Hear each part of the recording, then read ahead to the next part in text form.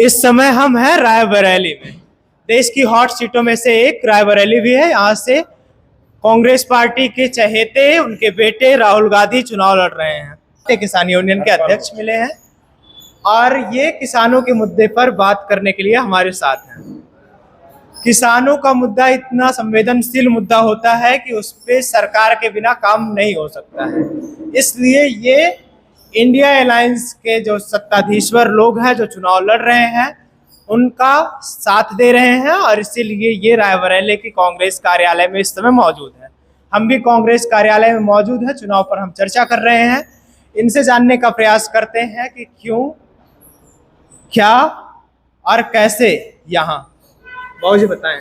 ऐसा है कि 2014 में देश की गद्दी पर नरेंद्र मोदी जब आए थे तो उस समय से पहले इन्होंने कहा था कि हम 2 करोड़ लोगों को भारत में रोजगार देंगे प्रतिवर्ष।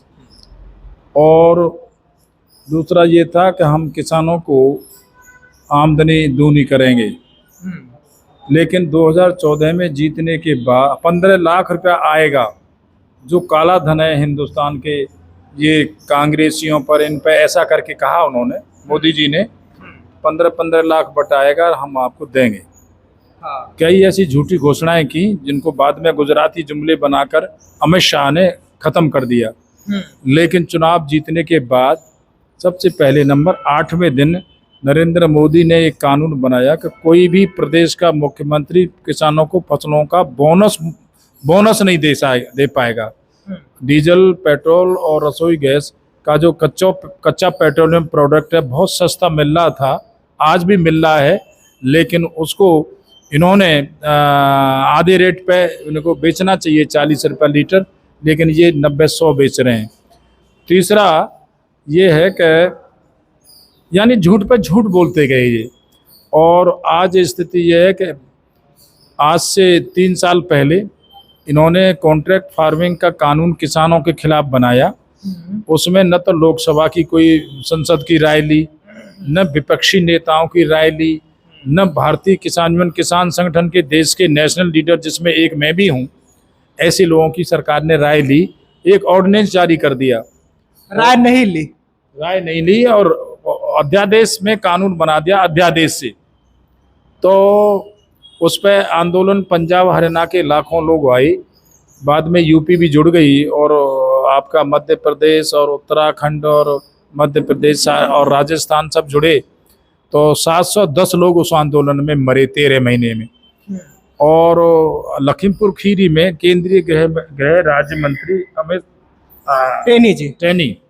टैनी ने ही अपने बेटे से स्वयं थार गाड़ी से 4 किसानों को कुचल के मार दिया और 4 वैसे आपस में लड़के मर गए। 8 मरे यूपी में, उसमें लखीमपुर खीरी में। तो इन पर पाप चढ़ा हुआ है। और उसमें बाद में फिर जब चुनाव आया तो फिर कह दिया कि जब हम गलती की क्षमा मांगते हैं, हम किसानों की बात समझ नहीं पाए, इसलिए ये काले कानून को, कॉन्ट्रैक्ट फार्मिंग को वापस लेते हैं। दूसरा, किसानों के कर्जे के लिए जैसे राहुल गांधी ने एक तरफा माफ़ किए थे 72,000 करोड़ रुपए, लेकिन केंद्र सरकार ने ऐसा कोई काम नहीं किया जिससे किसानों को लगा कि हमारे लिए हित में है ये सरकार। किसानों के खिलाफ ही कानून बनाते रहे दिन पे दिन। केवल हिंदू चिल्लाते रहे 10 साल तक, हिंदू, मुसलमान। तो इस तरीके से लगता है कि भारतीय जनता पार्टी हार की ओर है। 10 साल शासन कांग्रेस ने किया, 10 साल भाजपा ने किया, अब इनकी बारी नहीं है।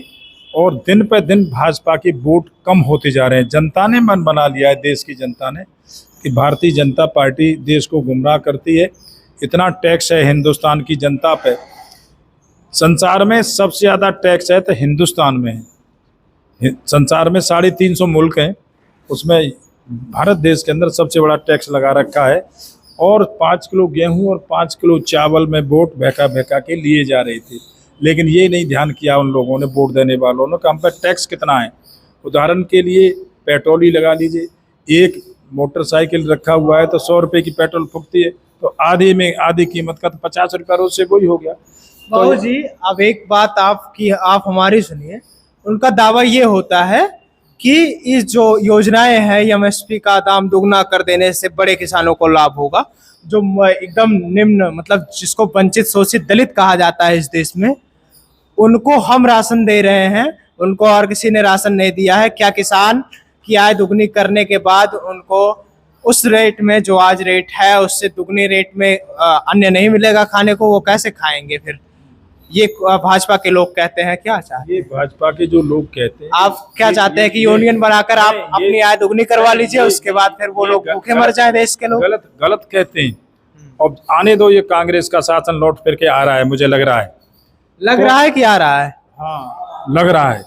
लग रहा है अभी? हाँ, लग रहा है।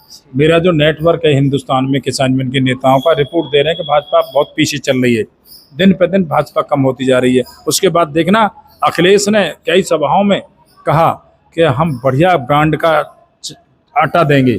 ये गेहूं दे रहे हैं और वो दे रहे हैं, गर्मी में बाजरा दे रहे हैं और वो आटा देंगे। क्या लगता है कि अखिलेश यादव जी आटा देंगे लोगों को?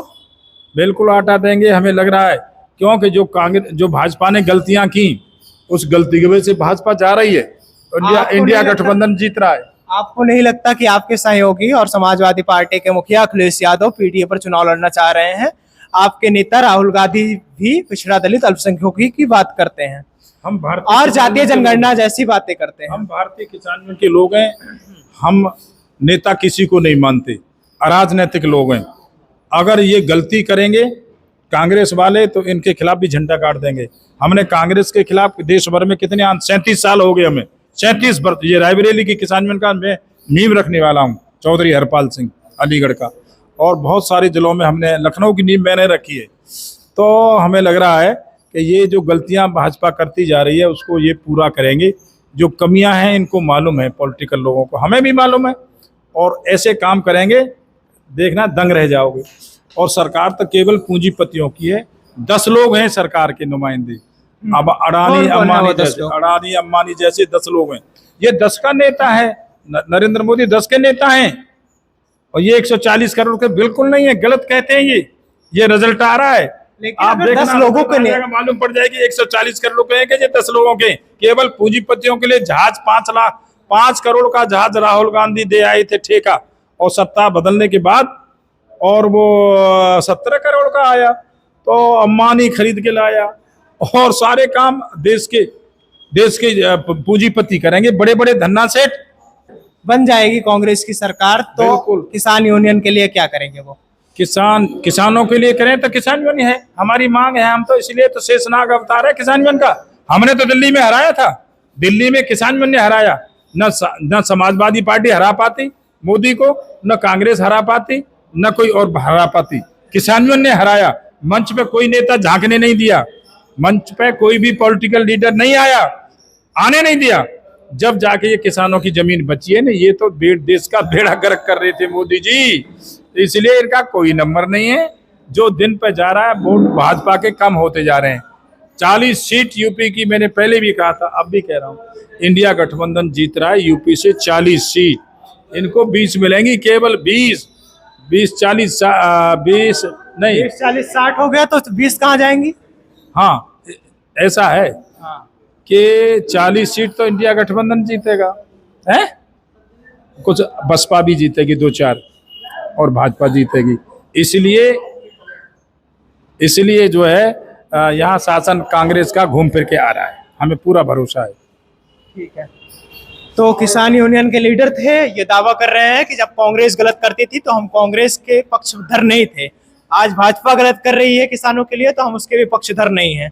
बाकी आप ऐसे लीडरों पर क्या समझते हैं जो किसी के पक्षधर ना होकर किसानों के लिए लड़ाई लड़ने का प्रयास करेंगे? आप इन तमाम समर्थन दिया है, हमने समर्थन दिया है पूरी इंडिया के लिए कि देश से पूंजीवादी व्यवस्था खत्म करने के लिए गरीबों का राज्य वापस हो। इसलिए भारतीय किसान यूनियन इनको, गरीबों का राज्य वापस हो या गरीबी वापस हो?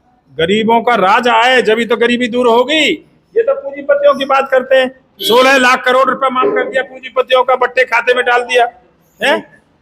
तो ये केवल तो आप इन तमाम अप्रत्याशाओं के विषय में क्या समझते हैं, अपने राय कमेंट बॉक्स में जरूर दें। आप नेटवर्क भारत देख रहे थे, मैं हूं आपके साथ गौरव विनायक। जुड़े रहिए हमारे साथ और देखते रहिए चुनावी चर्चा।